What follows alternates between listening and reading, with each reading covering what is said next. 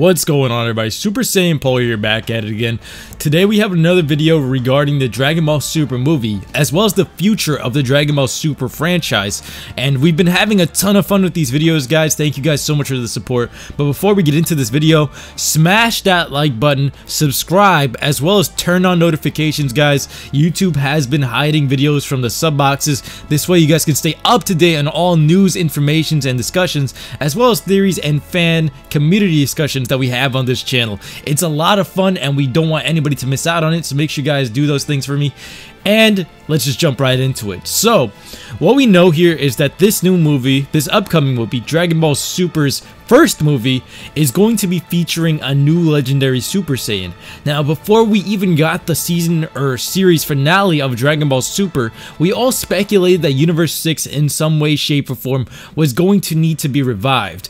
Why? Because we knew that this new movie was going to feature not only the origins of the Saiyans, it was going to feature the most Saiyans ever. And some people thought originally, okay, it's the origins of the Saiyans. It's going to be a movie like what Bardock had, where it was just going to not feature Goku and Vegeta. That could not be more wrong, because we know that with the past two movies that have been released in theaters, Battle of Gods, as well as Resurrection F, being Dragon Ball Z movies, and trying to revamp the series, they need Goku and Vegeta to be in these films, especially Goku with being on the front. So it has to be a present day story, and we saw this in the teaser trailer. The teaser trailer shows us Goku ready to fight whoever this new ancient Saiyan is. We call him Yamoshi, but it's just, for now, we're just calling him that because it's not necessarily 100% confirmed that it's Yamoshi. It could still be an ancient Saiyan, it could be another Saiyan that we've never heard about, but for now we're calling him Yamoshi because he's the only Saiyan that we know from the past that Akira Toriyama's name dropped in these regards. Plus the fact that he's a super strong Saiyan. It could still be one of the bad Saiyans, it could still be another Saiyan that's from the legendary race or something like that. We're not entirely sure, but for now we're giving him codename Yamoshi. On top of that, anytime we refer to anything after Super, we also call it Dragon Ball Ultra, code names, because we're not entirely sure and it's not set in stone as to what these things are. Now, this being the case, we already know that Yamoshi, he has to scale upwards in terms of power. We know that Super Saiyan Blue, Super Saiyan Evolution belongs to Vegeta, and that's actually technically stronger than Goku's Super Saiyan Blue, Super Saiyan times 20 Kaioken by a slight bit. And people have agreed with this because of what he was able to do against Jiren. And we're scaling it versus that because Goku can no longer go into Mastered Ultra Instinct, and even if he is able to do this, it would kind of be a wasted opportunity for them to scale Vegeta upwards. Now, it's not because I'm a Vegeta fan that I want this. I'm both a Goku and Vegeta fan, and I'm actually more of a Goku fan right now as it is. It's just that with Goku always being the one to like mainly get the form first and then having Vegeta scaled upwards later on, it's almost like it could literally be a repeat of what happened with Battle of Gods. If you guys remembered, Vegeta did say he was going to find a power beyond that of the Super Saiyan God, and he was going to achieve it on his own, and guess what he did? He did just that. And not only that, in the ending of Dragon Ball Super, he mentions that he's going to get a power stronger than Mastered Ultra Instinct or Perfected Ultra Instinct, and that's what he's shooting for. Right now, that's what his entire goal is, and for them to have a movie about the Saiyans, to have the origins of the Saiyans, to have this new legendary Saiyan appear, and to have Vegeta still be in a weakened state. I mean, not in terms of like potential power, because I mean, what if Vegeta was able to ascend into Ultra Instinct because of this new fighter? If this new fighter scales upwards, he's gonna have to be near Jiren tier, because I was about to call it Jiren. It has to be just as strong, or maybe even stronger than Jiren. The reason why is because they've scaled so far upwards, and this is more time passed beyond the tournament of power, that they're stronger than some of the gods now, because I mean, Toppo alone was God of Destruction level, and Vegeta was able to beat that with just his Super Saiyan Blue, Super Saiyan Evolution technique.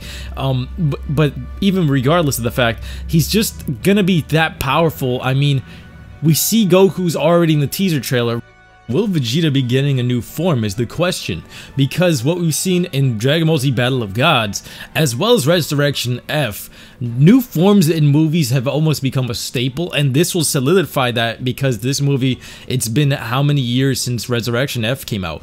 When we originally heard the concept for Resurrection F, even in the Battle of Gods poster, we did know that the Super Saiyan God transformation was coming, but they hid it from the posters and stuff like that. They never really showed it until like last minute. And then with Resurrection F, literally everyone was speculating that, hey, there's no transformations in this movie. Then all of a sudden, bam, 3 whole transformations. One for Frieza, one for Goku, and one for Vegeta. And now in this movie, it's the perfect opportunity to have Vegeta get it, because even if Goku does use Mastered Ultra Instinct, it's a wasted opportunity, especially when they're trying to break records here with the movie. Let me break it down for you guys.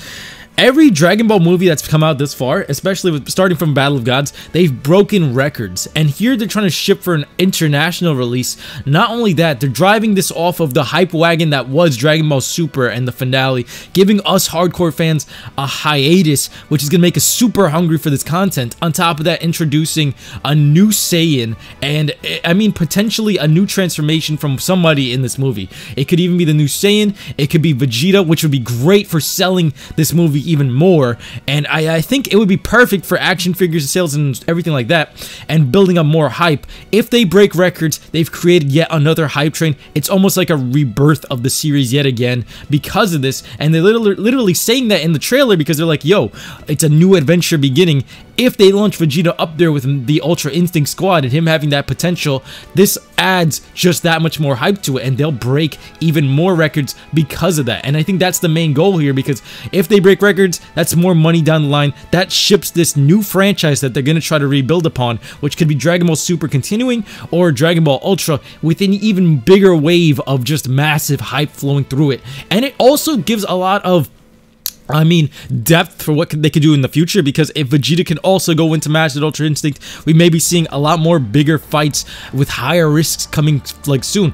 I mean, ironically, they're not as high risk as you would think they would be, because the Super Dragon Balls exist, and the whole premise of Dragon Ball Super is around the Super Dragon Balls, and with those things being there, it kind of eliminates that risk. So if they found some way to like really intensify this, similar to what they did with the Goku Black arc, because I mean, if you look back on that one, everything felt, especially in the future timeline, everything felt like everything had a purpose in terms of, if something dies here, you can't bring it back. If something happens in this universe, Zamasu really cleared all of that out, and I think that was one of the great things about that arc.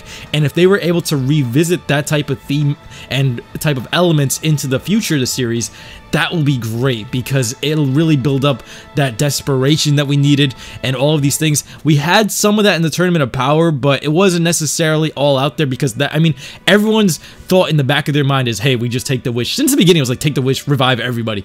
And the only thing that I think wasn't super predictable about that was 17 was the one that got it.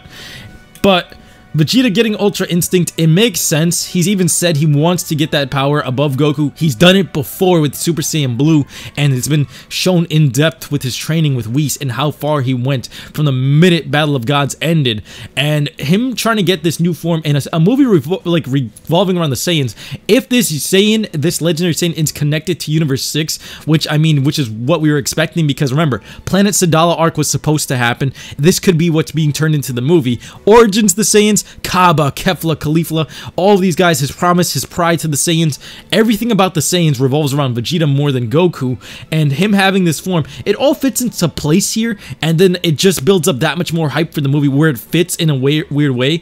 I mean, if Vegeta goes into Mastered Ultra Instinct, it's going to be a bigger deal than Goku going into it, because this is something fresh, something new, to clash with something fresh and new, launching a new series, rather than Goku getting it, and we've already seen him take the spotlight, especially here in the ending of Dragon Ball Super. I think it would be a better card to play for him to get it. Now imagine if Goku still can't tap into it, and this is where Vegeta's pride has to take place more than anything, but he won't let the same mistakes that happened like Resurrection F happen, where he'll have Frieza destroy the entire place like beneath his legs. I think this is where he goes in for like the finalizing blow. Remember, Yamoshi could still be a fun character. He could still be a potential just sparring partner for Goku and the real threats afterwards. But if it's something revolving around the origins of the Saiyans, it makes sense for Vegeta, especially with all of the things he's done and his connection to Universe 6, to get a power buff in this movie, more so than Goku does. Does this mean Goku's not going to get one? No, but You can't rule Ultra Instinct Vegeta out of the question. He's trained side by side with Goku for so long. He's been able to match Goku on multiple occasions. Technically, right now, he's stronger than Goku, and it's still out in the water if he's going to ascend to this far beyond level of God. So, thank you guys so much for watching. Smash that like button if you guys agree. Tell me your thoughts and opinions in the comment section below. Do you think Vegeta will eventually get Ultra Instinct? Do you think that this is the best moment for him to get it, or should they save it for later on? I think if they push the Goku Ultra Instinct button too fast, too many times, it's really going to kill down the hype for the form, because it's similar to what Zeno's button was in destroying everything. It's similar to the Vegeta transformation. They should only use it every now and then, but Vegeta using it will be a lot more fresh than Goku getting it right now. So, tell me what you guys think. Smash that like button, subscribe, turn on notifications. I'll be seeing you guys next time. Take care. Peace.